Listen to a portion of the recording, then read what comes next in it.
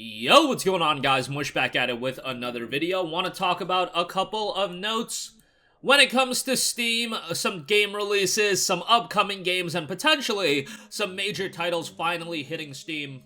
So let's first get started with Ubisoft games potentially coming back to Steam. Now, this has been in the kind of news cycle for a little bit now, a lot of rumblings. Alejandro LL, who is a great Twitter follow, updates a lot and just talks about specific things that change with Steam. But he noted over on Twitter, and I'll leave a link in the description box below, more data about Ubisoft potentially coming back to Steam with some or most of their non-Steam games. In addition to Valhalla, Roller Champions was added to their backend, and it seems like they have been playing with deck options and a point shop items, feeling more like EA's coming back in the sense of what happened with EA prior to their games coming back on Steam. Similarly, a lot of signs that Ubisoft games will be coming back to Steam. Now, I think this is just best case scenario just because you'll want to raise the visibility of these Ubisoft games on PC. Like, it's one thing when you have Assassin's Creed Valhalla, and I'm sure that game did okay on Uplay. I do think it would do considerably better if it was available on Steam.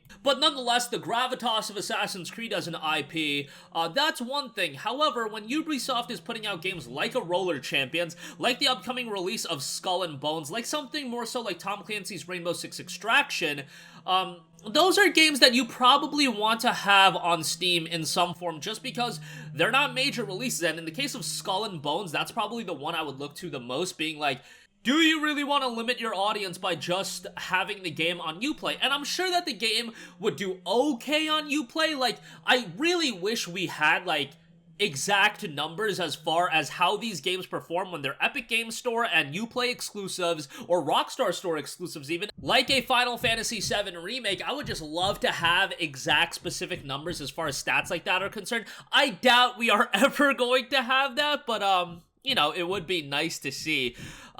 Obviously, you don't want Steam to be like a monopoly in terms of it being the only storefront, but there's so many different e-tailers that are selling games as well, that are doing well, and I just want the options to be available. Like, in the case of the Epic Games Store, they've got so much money where they're just throwing money at these publishers and developers, and I'm just like, yo, if you need the money, if that's the only way the game's gonna happen, if that's gonna assure your game of being profitable, or in the case of Square Enix, it's just, you know, them getting the most mileage out of an FF7 remake, go for it, whatever.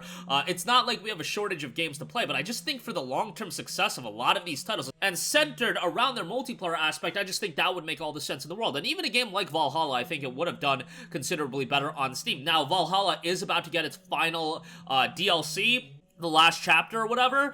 Now dropping that on Steam, maybe offering some sort of discount for the complete edition. I think that makes all the sense in the world, so hopefully that does end up happening. And I know I saw some people comment in my other video where I talked about this, and everybody, well, a lot of people I should say, were just like, yo, who really gives an F about Ubisoft titles? And you know, obviously, I've been pretty vocal about the fact that Assassin's Creed doesn't really do it for me anymore, but there's still major titles, and it would be nice if all of those games were available on Steam, but, you know, it would just help the visibility of the games, and I think whatever percentage Steam and Valve would get, I think that'll be offset by the number of sales, more sales that you're going to do with those games being on Steam. Alright, moving on from that, it seems like the Steam database has been updated with this Oregon listing, and it does seem like it is Returnal.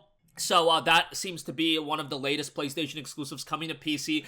This is gonna be one of the more fascinating ones to look at for a variety of different reasons. First of all, this game started off as a $70 game on PlayStation 5, so I believe that this would be the first game that if it came out on Steam, depending on if Last of Us Part 1 hits Steam first, but Returnal would be one of the first games where we will see if Sony actually is going to go with the $70 price tag with the Returnal release on PC, because that would just be wild.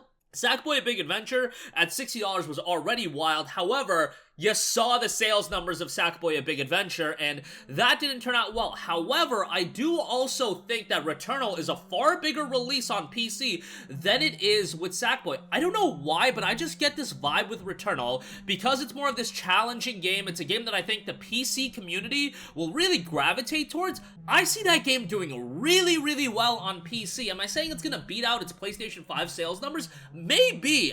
I don't think that's entirely likely, but I really do have this hunch that Returnal is going to be one of these games that do really well on PC and maybe exceed a lot of expectations. Like, remember when Valkyria Chronicles 1 came out on PC, or Dragon's Dogma Dark Arisen? Not a lot of people were expecting those games to do commercially really, really well. Like, I think people were expecting them to do fine, but then they ended up doing really well relative to expectations, and I think Returnal, relative to expectations, is going to do pretty well. Now, if they come out and say it's going to be $70, okay, that gives me a little bit of pause. And I think $70 is just always going to be a really hard sell for video games, but I think Sony's just seeing how far they can push the envelope.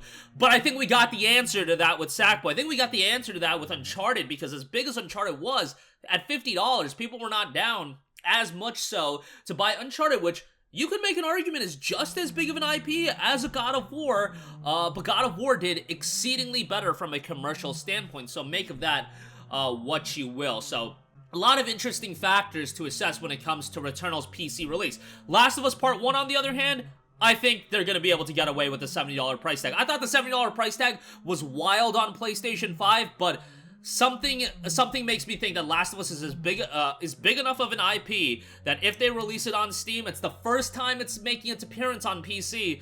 I think they're going to get away with a $70, if not a $60 price tag. I really don't see Last of Us Part 1 being below $60, so, you know, I don't know. Maybe you guys disagree with me on that. Lastly, I do want to note that Sonic Frontiers has officially dropped on Steam. I literally woke up 3 a.m. and not to play Sonic Frontiers. I just woke up and I was just like, hey, Sonic Frontiers is out. Let's play it. Got about an hour and a half into the game.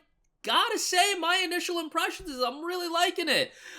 There's not a ton of PC options to configure, and I didn't even see a 144 frame rate option, so that was a bummer. But the game itself, gameplay-wise, I think it's pretty enjoyable. Now, I could see the combat getting dull and repetitive, but you're unlocking new skills as you do level up and get skill points. So from that standpoint, it's pretty good.